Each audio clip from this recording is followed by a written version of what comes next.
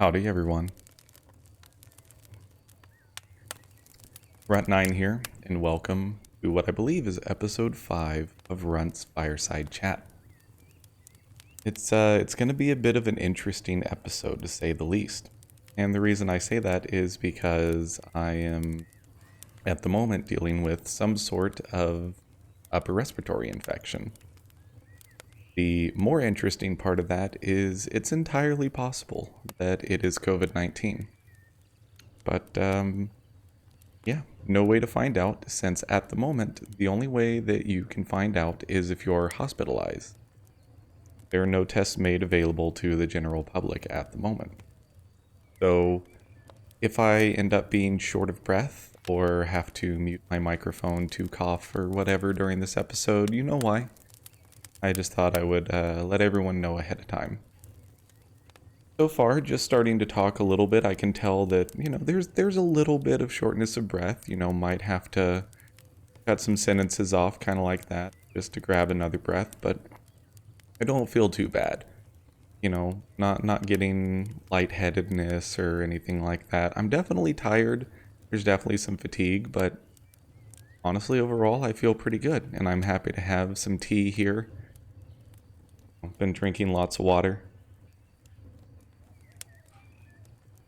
It's a 32-ounce water bottle. I go through, probably on an average day, I go through about 4 of them, so I was sitting on 2 gallons of water a day. Fluids are not necessarily a difficult thing for me to get. I pretty much exclusively drink water, tea, and coffee, and the occasional frosty adult beverage from time to time. Although not as much anymore. I used to be a little bit more of a drinker, but I've kind of slowed down a bit. We'll maybe keep some liquor in the cabinet, and I might have, tea mixed with a little bit of, rum or something like that. But for the most part, I stick to water, coffee, and tea. And yeah, it definitely makes it a lot easier to not worry about hydration issues when you're sick, because it's like, I already drink so much water that it doesn't even really matter. So, yeah, completely getting off on a tangent that's unrelated to really anything, but that's kind of what I like to do with these fireside chats. Just kind of go. And so I hope that you guys have been enjoying these fireside chats, enjoying just kind of gaining a little bit more insight into what goes on in my head, what goes on in the life of a newer content creator and things like that. And so, I think the first topic I want to talk about here, though, is kind of related to the fact that, whatever the sickness I have is, I am, sick. And that's the topic of perseverance. And I know that your first thought is going to be, well, don't go down the tough guy route of saying, oh, I'm sick, but I'm going to persevere because I'm just that tough. And that's not exactly the direction I want to take it. Because I know that that's a very slippery slope. That's a very rough mentality to try to claim that you have. And, you see it a lot, especially in the American workforce, because of the way that companies kind of emphasize you should be at work no matter what, every single day, no matter how sick.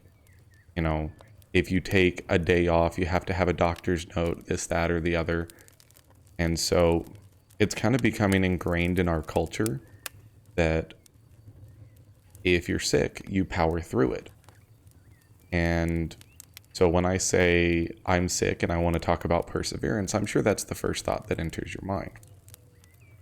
But instead, the direction I want to take it is more knowing when to persevere and when to accept that trying to persevere is only going to make things.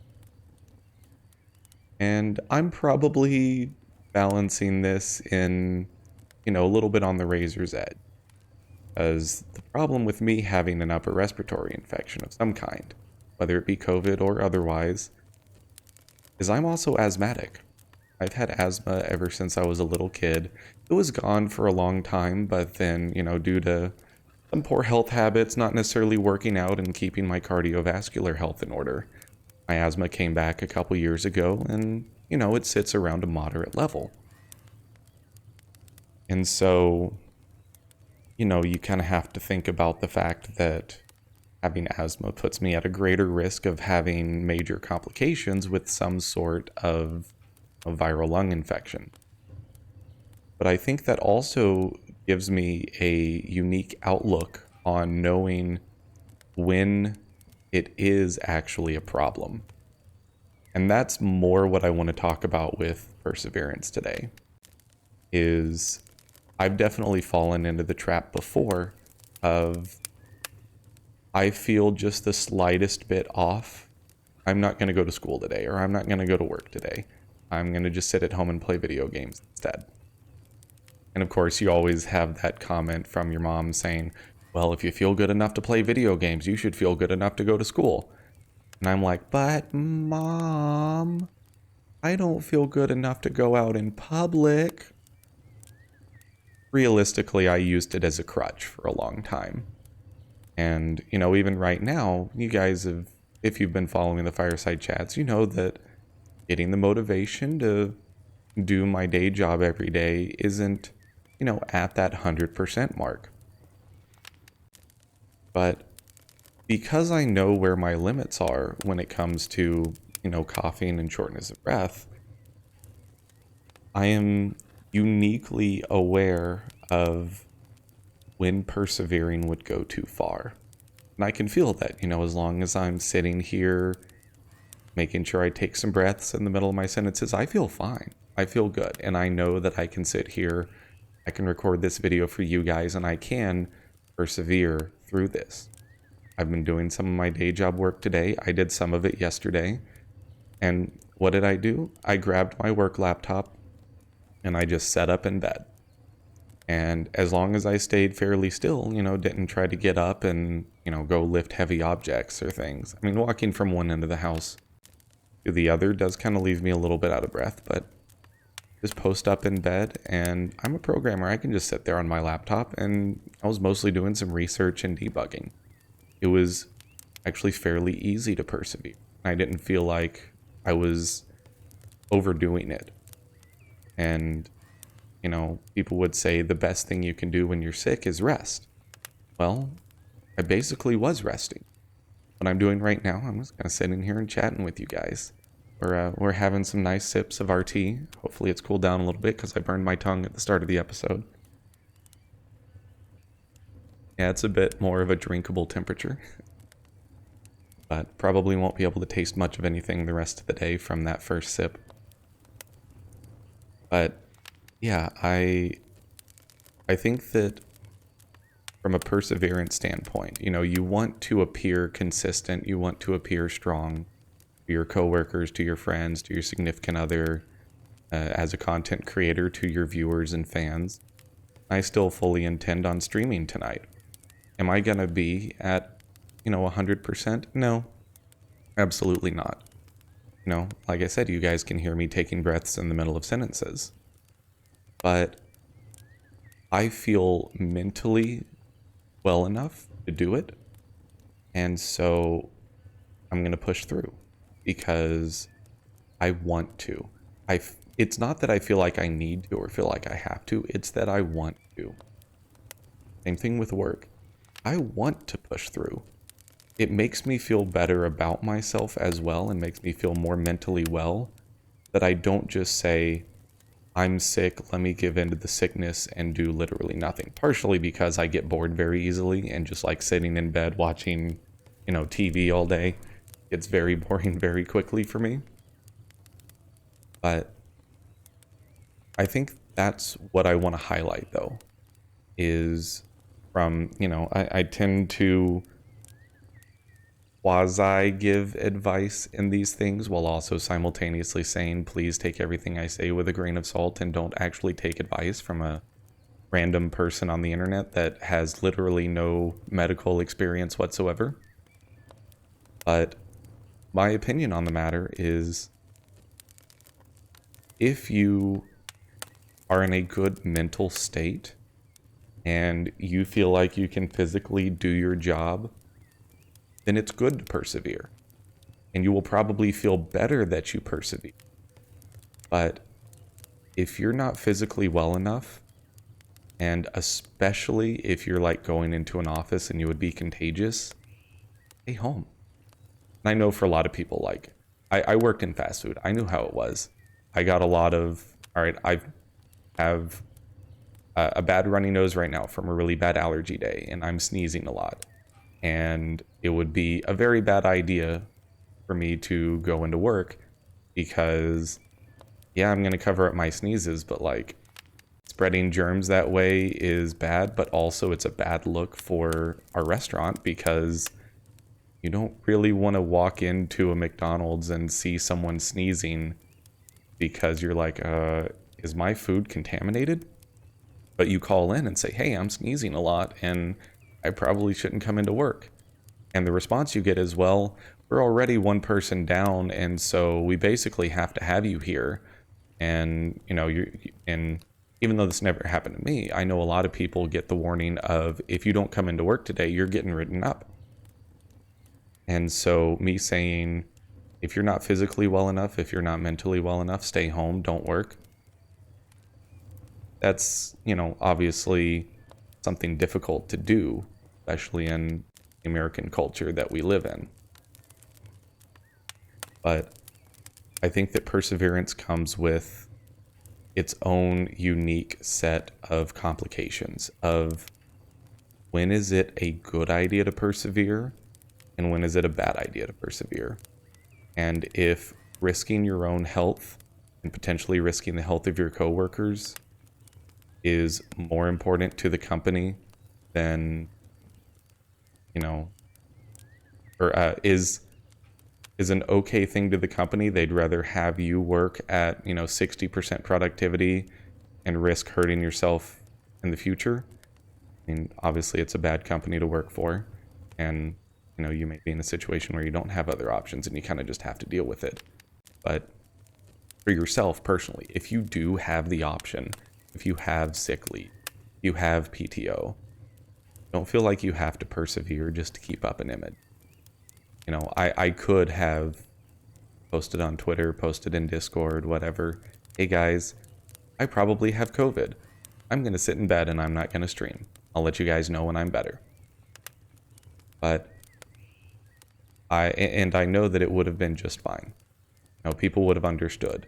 Would I have probably lost some viewership next week because it's been, you know, over a week since I streamed? Yeah, probably. Would I be able to build the viewership back up? Yeah, absolutely. And would my regulars still be there to support me? Yes, I fully believe that.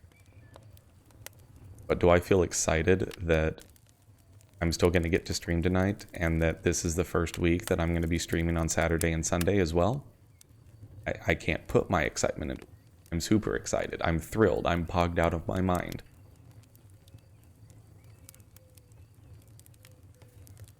There is a time, there is a place. Persevere. And knowing the right time and knowing the right place to persevere is something only you can control. You may be forced to persevere due to outstanding circumstances, and I get that. I've been there.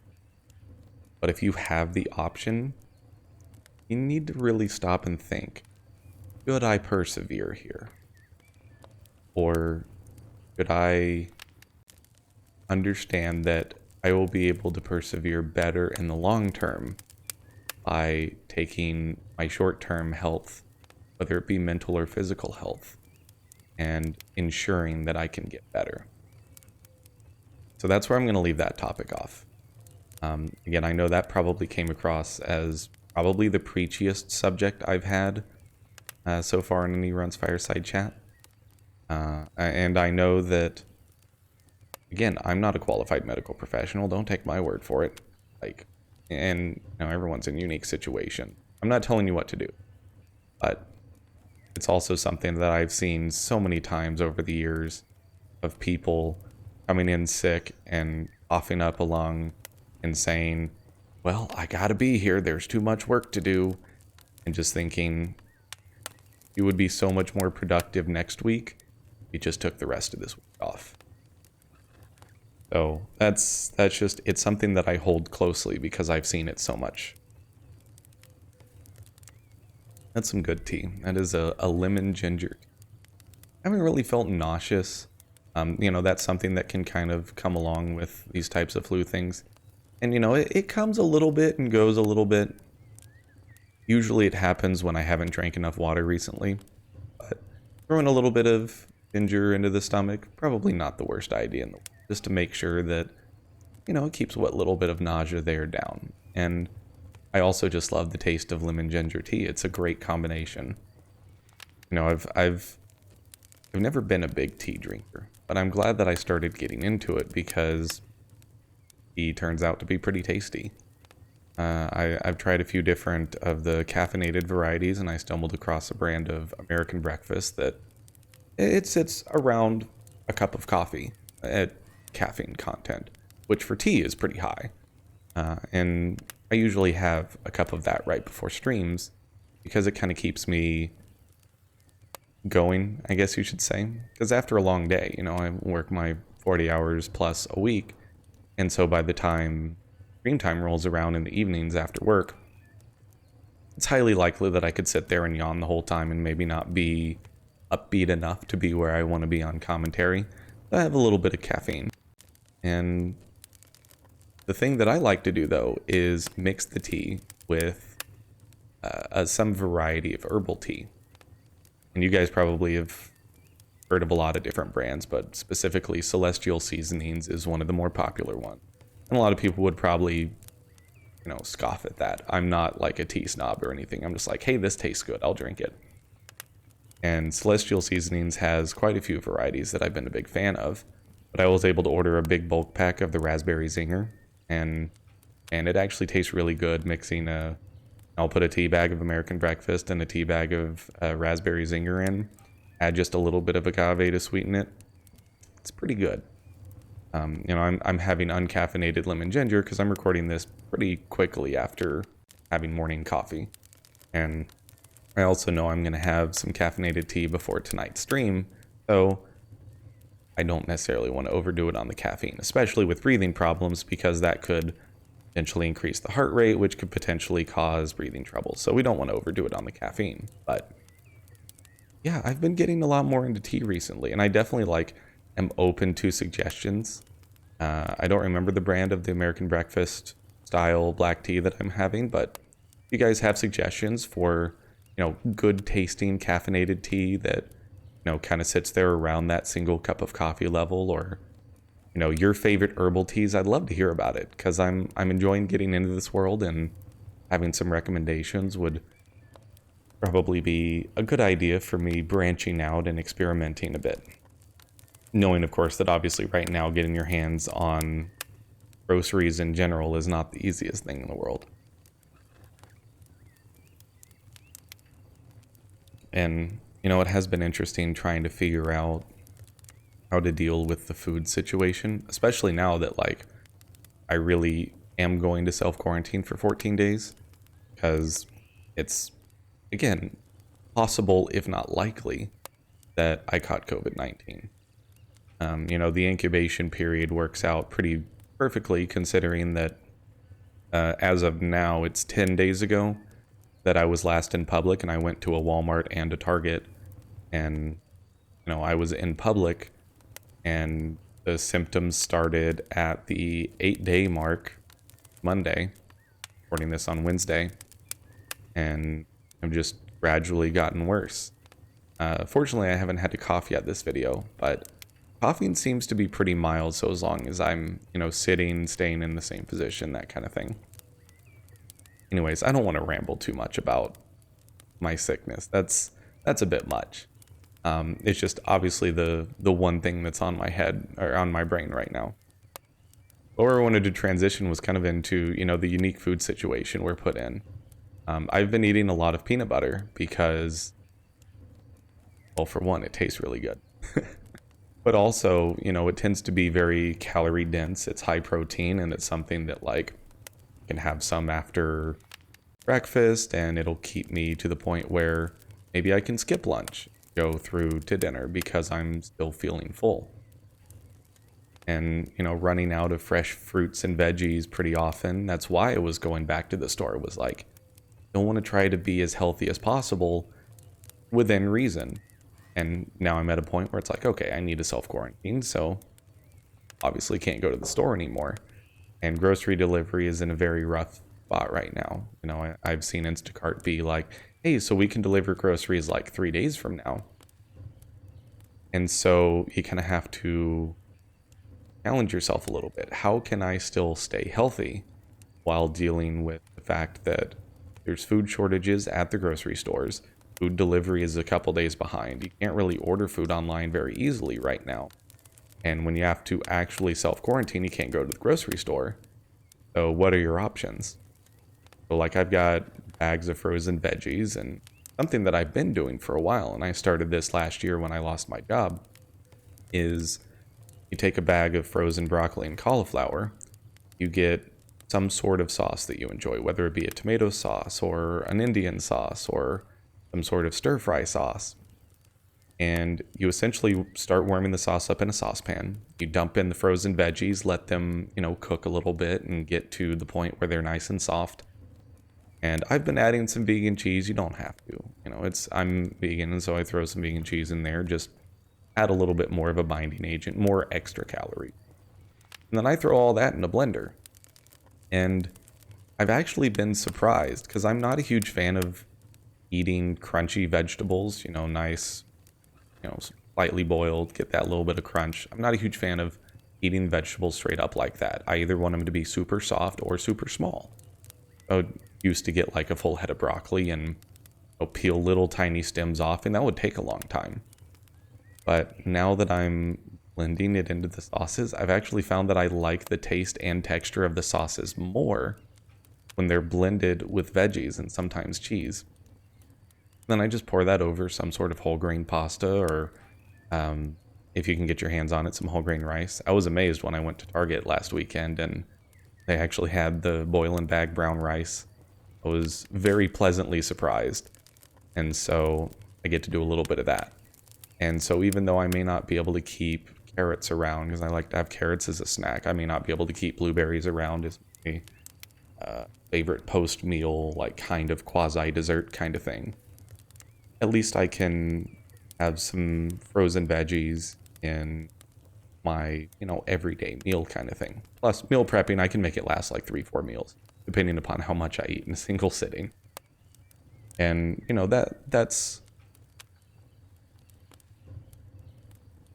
that's a good way to kind of deal with it in this situation, is it's like, yeah, you may get some fresh veggies that'll only be good for 4 days.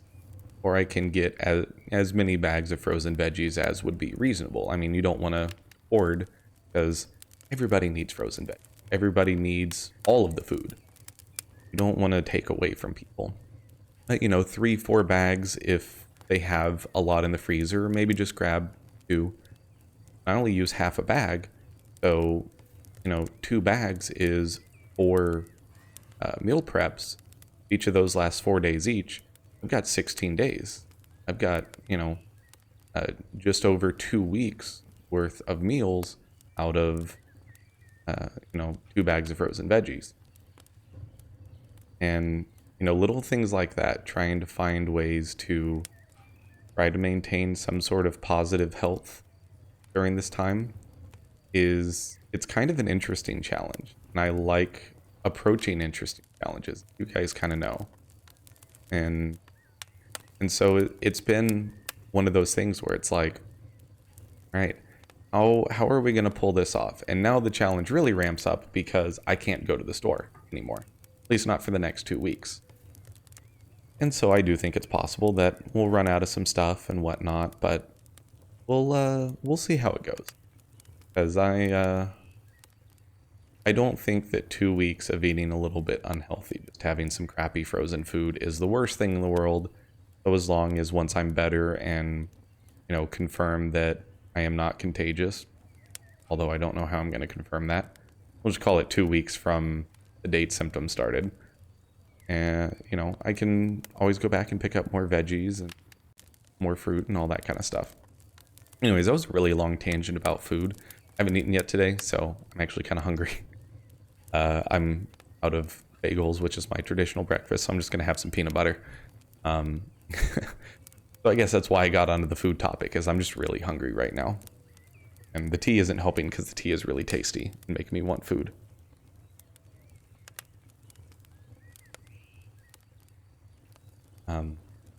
But yeah, you know, I kind of mentioned that this is the first week that I'm going to stream on Saturdays and Sundays. You guys might have seen my April channel update this past Sunday.